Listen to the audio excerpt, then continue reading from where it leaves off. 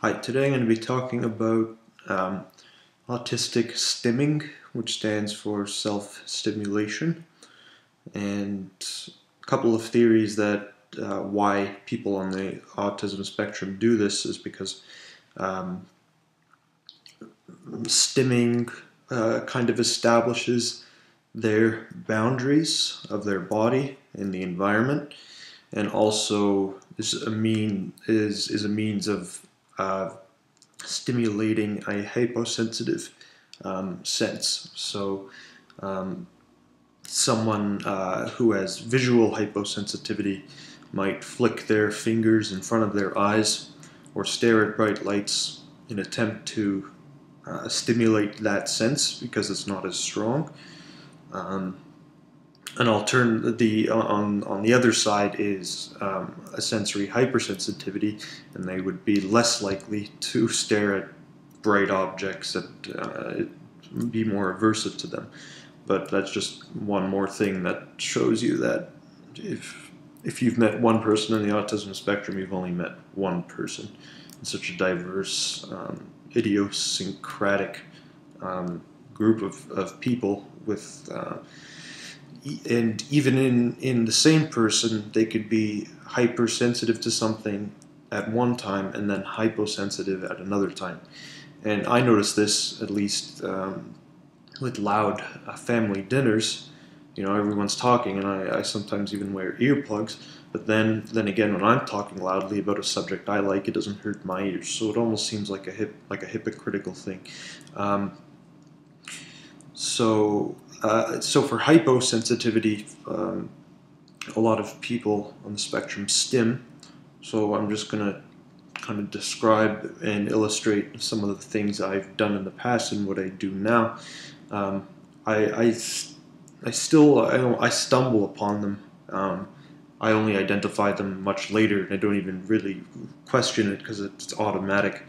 Um, when I was younger, it was spinning on the spot a lot, and kind of when you spin so fast and your eyes, you spin very fast and you stop and your eyes are doing the nystagmus thing, which is flicking back and forth. I used to stare at like the edge of the wall and keep on doing that and just let my eyes flick back and forth, do it again and again.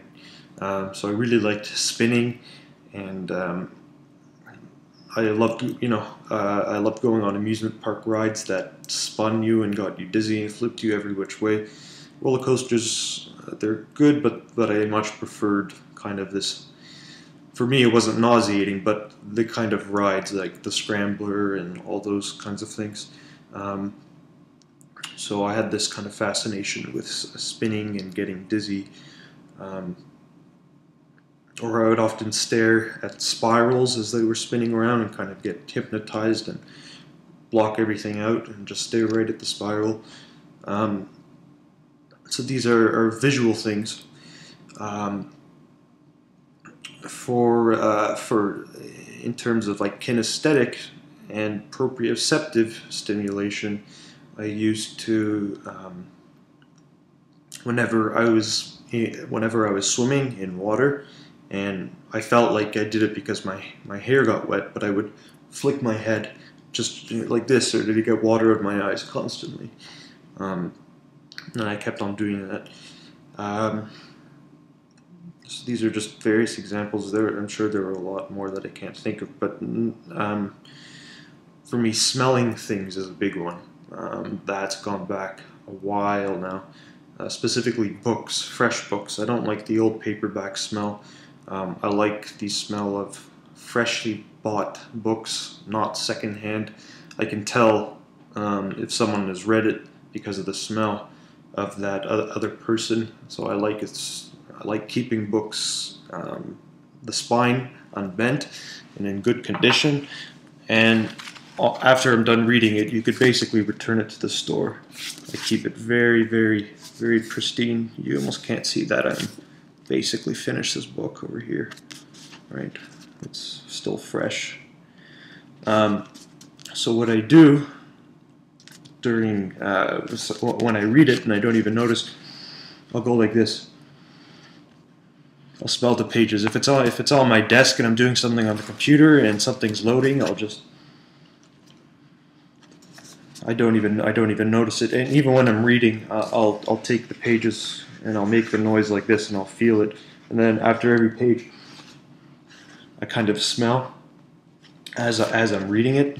Next page goes by, put it to my face and inhale. It's kind of weird, but that's gone on for a very, very long time. Smelling books, and I almost lose interest if the book doesn't smell fresh after.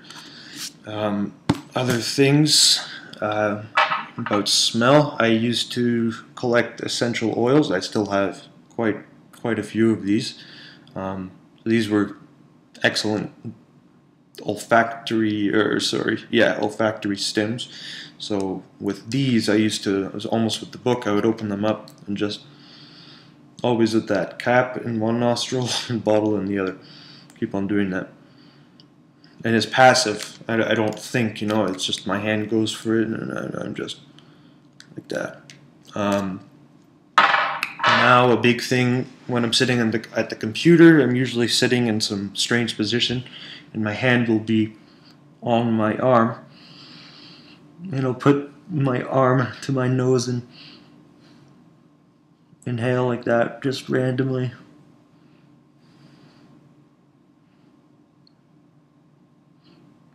Like I obviously don't do it during the videos I make, but when I'm really just by myself and no one's around, that's kind of what I end up doing. Also, when I brush my teeth and I'm rinsing, I'll hold the water in my mouth and then I'll let the water fall out of it and go, and it kind of falls in the sink. And I do this like it's a routine, like there's nothing else. I could only do it through that. That's just kind of what I do. Things with my hands. I often play piano with my fingers, so I imagine my thumb is a key, and I'll just flick back and forth like this with two hands. You can do it very fast. 1, 2, 3, 4, 5. 1, 2, 3, 4, 5. 1, 2, 3, 4. 1, 2, 3, 4. 1, 2, 3, 4. Over and over and over again on the subway, and then I'll do them anti-parallel or synchronous.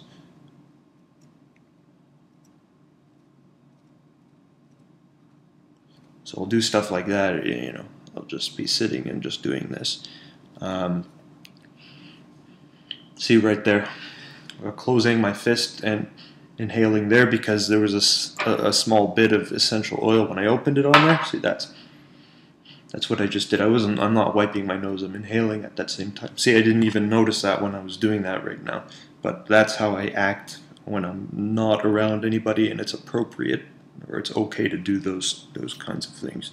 I know there's this whole thing with autistic people and hand flapping like this. I don't remember I was doing that. I don't recall, but I know that when something startles me or I'm scared, not scared, but something is surprising, or like I'm playing a scary video game and something pops up on the screen, I'll just be like, oh shit, like, whew. So like I'll do that. So that's the only time I really flap my hands, I guess. I have unconventional stims, but smelling things is a big one. Flicking my fingers. Another one is making a whistling sound between my front teeth and putting my tongue behind my front teeth.